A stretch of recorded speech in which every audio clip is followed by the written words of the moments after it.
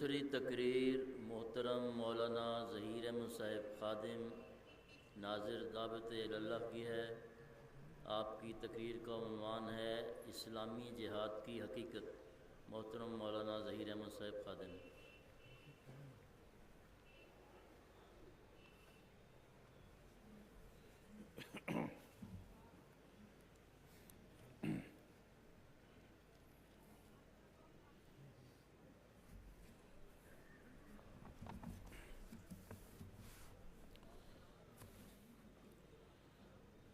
أشهد أن لا إله إلا الله وحده لا شريك له وأشهد أن محمدًا عبده ورسوله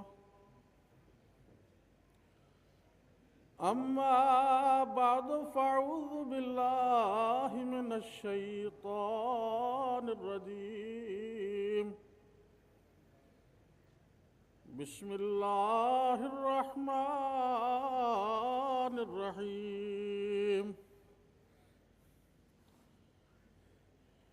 من قتل نفسا بغير نفس أو فساد في الأرض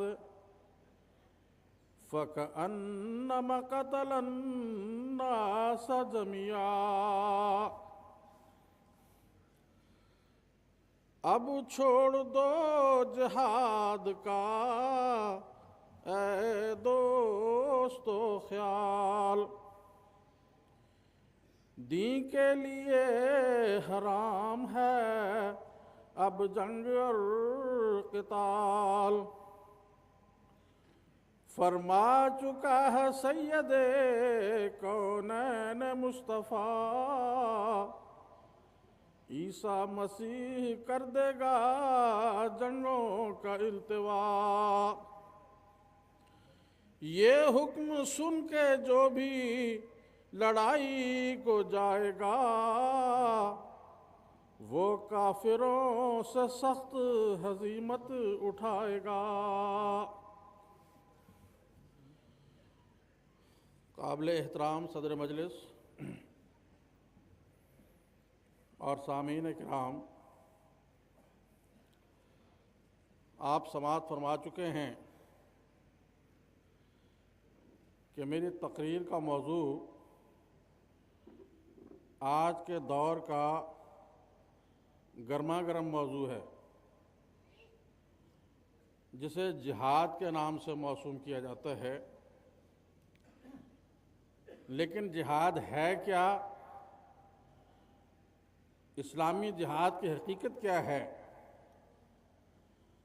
اور قرآن مجید اور سیدنا حضرت اقدس محمد مصطفیٰ صلی اللہ علیہ وسلم نے کسے حقیقی جہاد قرار دیا ہے، اس کی کسی قدر تفصیل مجھے آپ کے سامنے عرض کرنی۔ جہاد کا نام سن کر فی زمانہ لوگ چونک پڑتے ہیں اور اپنے جان و مال اور اسباب کی فکر میں لگ جاتے ہیں، حالانکہ یہ تصویر کا صرف ایک رخ ہے جو محض اسلام کو بدنام کرنے کے لیے بعض نام نہاد مسلمان کہلانے والے ملا پیش کر رہا اور مغربی میڈیا اسے مزید مسالہ لگا کر پیش کر رہا ہے۔ چنانچہ اس بنا پر جہاد یا جہادی کے لفظ سے موجودہ زمانہ میں قتل و غارت، فتنہ فساد، تشدد و جبر کا ایک تصور ذہن میں آتا ہے، جبکہ یہ حقیقی جہاد نہیں ہے۔ اسلامی جہاد سے اس دور کا، اس سے دور کا بھی واسطہ نہیں اور تعلق نہیں ہے، اور جو شخص اس قسم کے جہاد کو اپنے ذہنوں میں پالے ہوئے ہے وہ سخت غلطی خوردہ ہے۔ سامعین کرام، اسلام صلح و آشتی کا مذہب ہے۔ قرآن مجید نے مذہب کی بنیاد دلیل اور برہان پر رکھی ہے اور کسی قسم کے جبر و اکراہ کو روا نہیں رکھا۔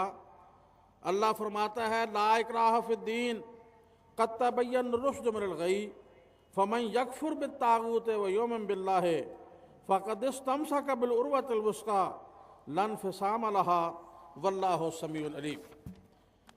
کہ دین میں اللہ نے ہدایت اور کفر کو ظاہر کر دیا ہے۔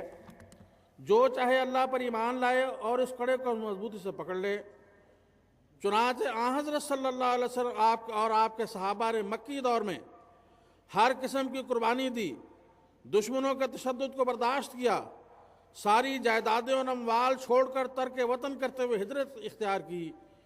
اسی طرح آپ نے اپنے ماننے والوں کو تعلیم دی کہ صلح و امن کے ساتھ اسلام کے پیغام کو دوسروں تک پہنچائیں، جنگ و جدال اور زور و زبردستی کی راہ کو اختیار نہ کریں۔ چنانچہ جماعت احمدیہ اپنے پیارا آقا کے اسوہ حسنہ پر عمل پیرا ہے، مگر اس صلح اور امن کے اصولوں کو اپنانے کی وجہ سے حضرت مسیح موعود علیہ الصلوۃ والسلام اور آپ کی جماعت یعنی جماعت احمدیہ پر ترک جہاد اور تنسیخ جہاد کا فتویٰ صادر کیا گیا۔ سامعین اکرام، ہمارے نزدیک بھی جہاد کے بغیر ایمان کبھی کامل نہیں ہو سکتا۔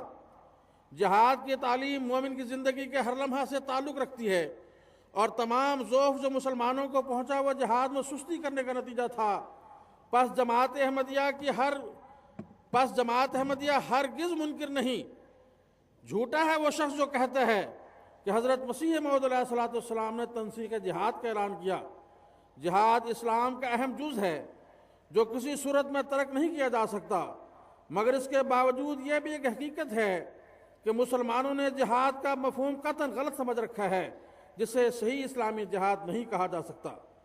مسلمان اسلام کے نام پر خون ریزیاں، فساد اور غارت گری اور خود کش حملے کا نام جہاد رکھتے ہیں۔ وہ حرص، طمع، نفسانیت اور ذاتی فوائد کی خاطر دشمنان اسلام کو قتل کرنے کا نام جہاد رکھتے ہیں۔ وہ غازی کہلانے کے شوق میں بندوقوں اور راکٹوں اور بموں سے غریب عوام پر حملے کرنے کا نام جہاد رکھتے ہیں، اور افسوس تو یہ ہے کہ وہ اس جہاد کو بانی اسلام حضرت محمد مصطفیٰ صلی اللہ علیہ وسلم کی طرف منسوب کرتے ہیں۔ بعض مسلمان یہ خیال بھی رکھتے ہیں کہ مسلمانوں کے انحطاط کے دور میں امام مہدی تشریف لائیں گے تو بھی شمشیر برہنہ لیے ہوئے ہوں گے اور جملہ اہل مذاہب کو مسلمان بنائیں گے، جو انکار کر دے گا اس کا سر قلم کر دیں گے۔ حضرت مسیح موعود علیہ الصلوۃ والسلام اس باطل عقیدہ کی تردید کرتے ہوئے فرماتے ہیں، ایسا گمان کہ مہدی خونی بھی آئے گا اور کافروں کے قتل سے دین کو بڑھائے گا۔ اے غافلو، یہ باتیں سراسر دروغ ہیں، باطل ہیں، بے ثبوت ہیں اور بے فروغ ہیں۔ کون دیانتدار اور حقیقی مسلمان ہوگا جو اس قسم کے جہاد کو قابل نفرت اور لائق مذمت نہ قرار دے؟ یقیناً ہر سچا مسلمان اس کے جہاد کو اسلام کا منافی اور اس کی توہین خیال کرے گا۔ حضرت بانی سلسلہ عالیہ احمدیہ مسیح موعود علیہ الصلوۃ والسلام نے جہاں اور بہت سے کارہائے نمایاں سر انجام دیے، وہاں یہ عظیم الشان خدمت بھی آپ نے کی ہے کہ جہاد کا صحیح مفہوم لوگوں کو ذہن نشین کرایا اور جہاد کی حقیقت لوگوں پر ظاہر کر دی۔ آپ نے دنیا کے سامنے قرآن مجید کی صداقت کو اثر نو پیش کیا اور بتایا کہ جہاد صرف کفار سے لڑائی کرنے کو نہیں کہا جاتا، بلکہ کسی کام میں اپنی انتہائی قوت خرچ کرنے اور پھر اس کی تکمیل کے لیے بھی پوری کوشش کرنے کو بھی جہاد کہا جاتا ہے۔ حضور فرماتے ہیں، جاننا چاہیے کہ جہاد کا لفظ جہادہ کے لفظ سے مشتق ہے، جس کے معنی ہے کوشش کرنا، اور پھر مجاز کے طور پر دینی لڑائیوں کے لیے بولا گیا ہے۔ گورنمنٹ انگریزی اور جہاد صفحہ 1۔ عربی لغت کی مشہور کتاب حضور کے ان معنوں کی تائید کرتی ہے۔ چنانچہ تاج العروج جو مشہور عربی لغت کی کتاب ہے میں لکھا ہے کہ جہاد جہادہ سے مشتق ہے، اور جہاد کے معنی ہے مشقت برداشت کرنا، اور جہاد کے معنی ہے کسی کام کے کرنے میں پوری طرح کوشش کرنا اور کسی قسم کی